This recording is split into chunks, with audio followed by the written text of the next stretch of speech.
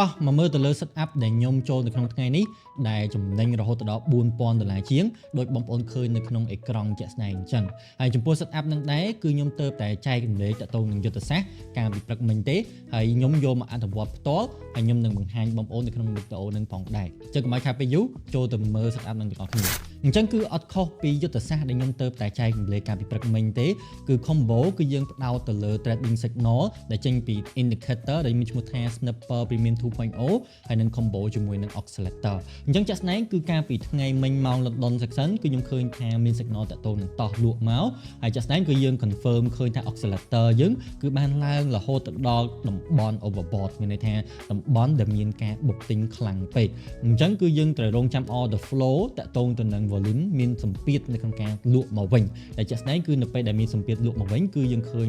រង្វង់មូលចុច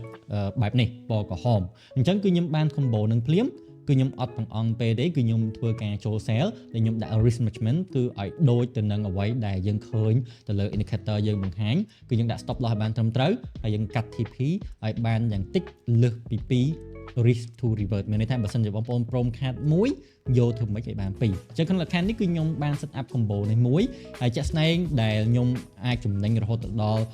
$4000គឺដោយសារខ្ញុំ trade ទៅលើ account ខ្ញុំផ្ទាល់ផងជាមួយ prop firm ខ្ញុំផងអញ្ចឹងគឺ combo ចូលគ្នាពី account ហ្នឹងគឺខ្ញុំបូកសរុបចំណេញរហូតដល់$4000សម្រាប់ថ្ងៃហ្នឹងហើយអញ្ចឹងគឺវីដេអូនេះគឺខ្ញុំមានតែប៉ុណ្្នឹងហើយចំពោះ set up បន្ទាប់នៅខាងមុខគឺខ្ញុំនឹងបង្ហាញពី combo ដែលខ្ញុំប្រើដើម្បីផ្ដល់ជា insight មួយឲ្យបងប្អូនយល់ថាវិធីសាស្ត្រនៅក្នុងការចូលផ្សារខ្ញុំគឺខ្ញុំមើលបែបម៉េចហើយបន្តទៅទៀតនេះគឺខ្ញុំនឹងបង្ហាញពីវិធីសាស្ត្រទៅយក tool មកប្រើប្រាស់ដែលអត់គិតថ្លៃកំឡុងពេលមុនចូលឆ្នាំហ្នឹងអញ្ចឹងជាទូទៅគឺបងប្អូនត្រូវមាន account BHub សិនដែល BHub គឺបងប្អូនអាចធ្វើការទាញយក tool ផ្សេងៗបានដែលឥតគិតថ្លៃហើយក៏យើងនឹងត្រៀមមានកញ្ចប់ tool special មួយចំនួនសម្រាប់ exclusive ផងដែរអញ្ចឹងដោយសារករណីរបស់ខ្ញុំគឺមានស្រាប់អញ្ចឹងគឺខ្ញុំអត់ចាំបាច់ create ម្ដងទៀតទេប៉ុន្តែបើសិនបងប្អូនអត់ទាន់មាន account គឺបងប្អូនគ្រាន់តែចុចទៅលើ create an account ហើយ register ជាមួយ email បងប្អូនជាការស្រេចអញ្ចឹងក្នុងលក្ខខណ្ឌនេះគឺខ្ញុំធ្វើការ sign in ចូល account ខ្ញុំផ្ទាល់តែម្ដងអញ្ចឹងពេលដែលចូលមកគឺនឹងឃើញផ្ទាំងបែបនេះគឺបងប្អូនគ្រាន់តែចូលទៅក្នុងពាក្យថា IB referral សម្រាប់បងប្អូនដែលថ្មីអត់ទាន់មាន referral ក្រោមពួកខ្ញុំអញ្ចឹងគឺបងប្អូនគ្រាន់តែបង្កើត account នៅក្នុង broker មួយដែលពួកខ្ញុំ partner ជាមួយដែល copy ទៅលើ partner code រួចចុច register link អញ្ចឹងនៅក្នុង register ហ្នឹងគឺយើងនឹងចូល website មួយទៀតដែលបងប្អូនតម្រូវឲ្យដាក់ partner code ដែល copy មុនហ្នឹងអញ្ចឹងក្នុងលក្ខខណ្ឌនេះគឺបងប្អូនផាសទៅលើ partner code ដែលបងប្អូន copy ពីឈ្មោះខ្ញុំមុនហ្នឹងរួចធ្វើការ create account ធម្មតារួចធ្វើម៉េចធ្វើការ verify ឲ្យបានគ្រប់ជ្រុងជ្រោយមានន័យថា verify ចេញពី ID រួចហើយគាត់តែ deposit ដើម្បី account ដំណើរការគឺជាការស្រេចអញ្ចឹងក្រោយពេលដែលបងប្អូនធ្វើការ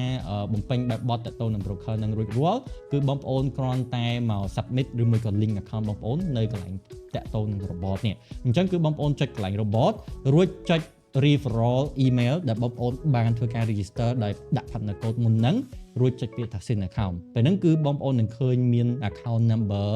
ដែលបងប្អូនធ្វើការ deposit លុយមុននឹងចូលនៅក្នុងហ្នឹងហើយអញ្ចឹងដើម្បី client ទៅលើ tool របស់យើងគឺបងប្អូនទៅចូលមកកន្លែងពាក្យថា indicator អញ្ចឹងរកឈ្មោះ tool ដែលបងប្អូនចង់បានអញ្ចឹងនៅក្នុងលក្ខខណ្ឌមិញគឺខ្ញុំមើលទៅលើ snapper premium 2.0 អញ្ចឹងបងប្អូនគ្រាន់តែចុចពាក្យថា view access រួចវាយឈ្មោះទៅលើ trading view username បងប្អូនអញ្ចឹងក្នុងលក្ខខណ្ឌនេះគឺខ្ញុំឈ្មោះ site 2k ដែលយើងមើលទៅលើ username ចេញពី trading view របស់យើងអញ្ចឹងបើ username របស់យើងឈ្មោះអីយើងបំពេញបែបហ្នឹងអញ្ចឹងនៅក្នុងលក្ខខណ្ឌខ្ញុំឈ្មោះ site 2k អញ្ចឹងគឺខ្ញុំវាយពាក្យថា site 2k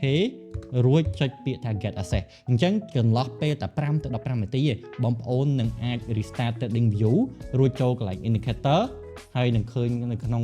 invite only មានន័យថា tool ហ្នឹងគឺនឹងឃើញនៅក្នុង invite only អញ្ចឹងគឺវា invite automatic អញ្ចឹងចំពោះ tool ខាងក្រោមគឺឈ្មោះ snapper oscillator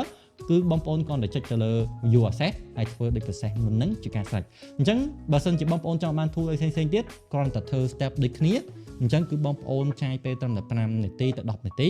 គឺ bot យើងនឹងធ្វើការ invite បងប្អូន automatic អញ្ចឹងបើសិនជាមានបញ្ហាបងប្អូនអត់ឃើញមានការ invite អាចធ្វើការ contact ទៅ support team យើងបានអញ្ចឹងសម្រាប់វីដេអូនេះគឺខ្ញុំមានតែប៉ុណ្្នឹងហើយខ្ញុំនឹងព្យាយាមបង្ហាញ combo ផ្សេងៗដែលពេលដែលខ្ញុំចូល set up តើខ្ញុំសម្រេចចិត្តដោយសារមូលហេតុអីគឺខ្ញុំនឹងធ្វើវីដេអូជាបន្តបន្ទាប់ជាប្រចាំអរគុណច្រើនជួបគ្នានៅក្នុងវីដេអូបន្ទាប់